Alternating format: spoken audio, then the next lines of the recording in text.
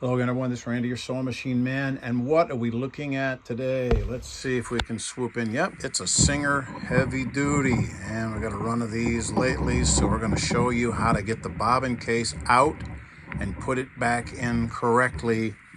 This is by request, because if a customer says they want to take the bobbin case out, clean underneath it, and get it back in correctly. And this one has set screws that puts it in place. I've taken these needle plate screws off of here because you'll have to take those off. And then what you'll have to do is take the needle plate off to get to these two screws back here. It's always a good idea to take the screw out of the side of the cover. Take the cover off so you can get your long screwdriver down in here to loosen these screws.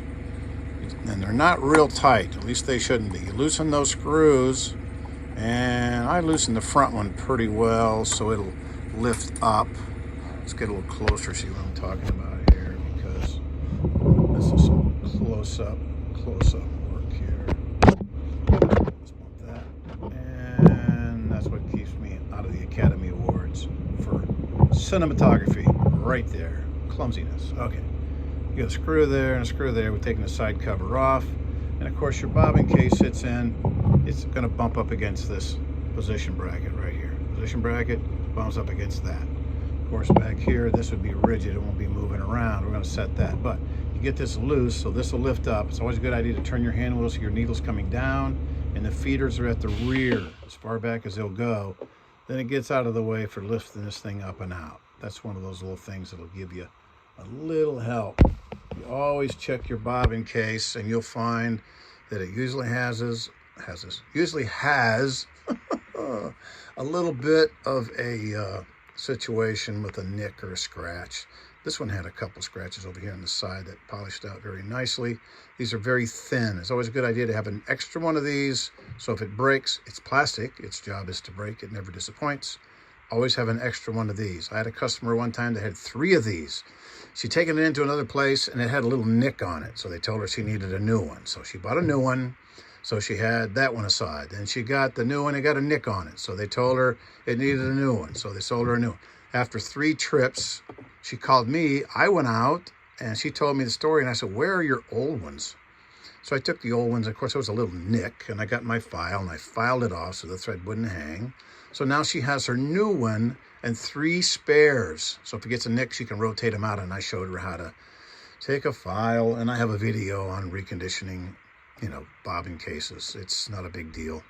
You take your file, and if there's a little nick, you file it out, get it smooth.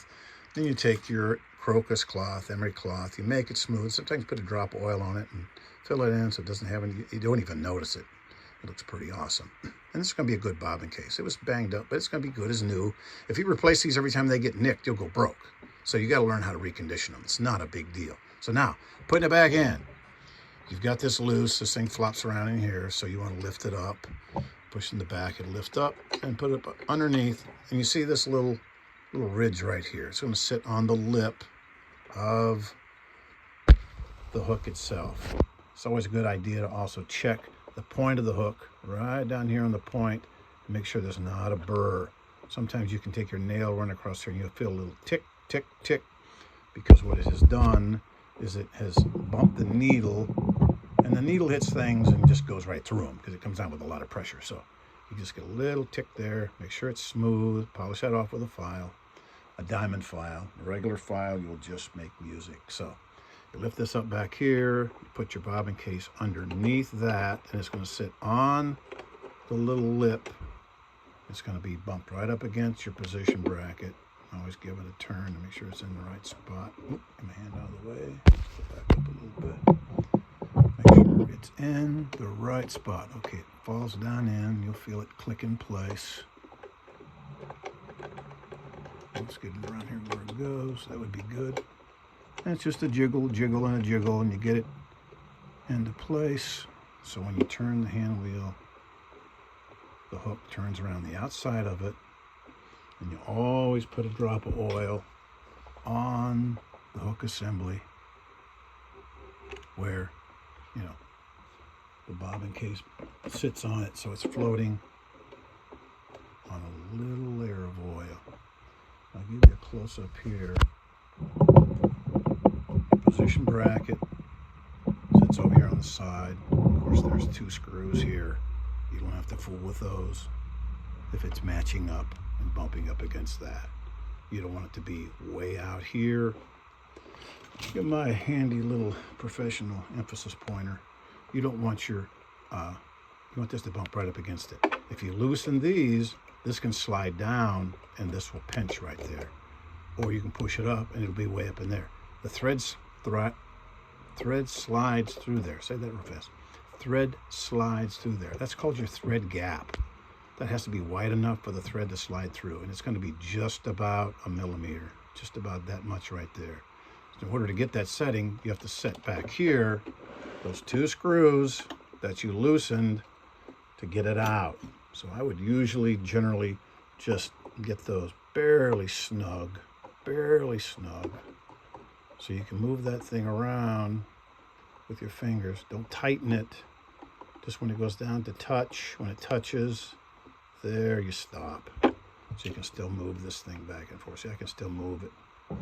So I'm going to make sure that my thread gap, see, that's a little bit much. A little bit much. I want to bring this over to the left just a little, like that. You can see the thread gap right there. And then you just go ahead and tighten those babies down once you've got it in the right spot. Oops, see, I moved it. You gotta be careful not to let it move. Can't let it move. Let me push it back a little bit there. Yeah. Snug it some more. Oh, moved it again. So you gotta be careful. It'll move ever so slightly. You have to make sure, see now, tighten it down, and there's no movement. You don't want that. I'm glad that happens so you can see. There has to be movement there. If you start sewing with that, it'll just jam like crazy. There'll be absolutely no thread gap. That's also why if you use an oversized thread, it'll jam because it won't slide through the gap. The thread gap is set for all-purpose dual duty thread. Let's move that over. Get our thread gap back. See this little movement right there? That's your thread gap. We have to have movement. It can be right along in there. Now let's see if we can tighten this thing down without goofing it up again. I'll push my bobbin case over against it so it won't rock. Push it against it so it won't rock. And if you want to see if it'll slide thread through it, grab thread. Make sure your presser foot is raised up. I'm going to go ahead and do a little threading here so I can show you actually what the thread gap looks like when it's performing its task. I should have already done this, but let's see how well we can thread a needle under the pressure of the whole world watching, especially with black thread. Black thread's the worst. It is absolutely the worst. First try, buddy. You know it's going to be a good day when you get it first try. Now if I get my fingers working. Let's go back to Mr. Tweezers. Mr. Tweezers took a hike. There he is. He's back. Get Mr. Tweezers, because that black thread is beyond annoying to deal with. Okay, we got the black thread. So what you're going to do is turn the hand wheel, make sure the hook catches it, slides it through in the back, slides it through there. See, it slides through the thread gap here and there. That's called setting the thread gap. I would like to have a little bit more there because it seemed a little bit reluctant. It seemed like it wanted to hang just a little bit. So I'm going to give it a little more thread gap because the thread gap is important. I drive out to people's houses and they give me big money to set the thread gap because it came from the factory improperly set.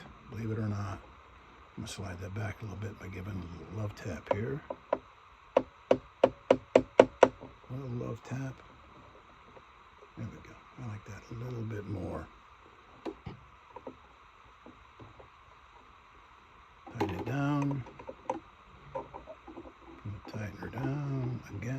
here. Still got my gap. Let's see what happens now. Comes down, hook catches it. Slide. Ooh, that slid right through, real pretty. Has to slide two places. Has to slide through there and there.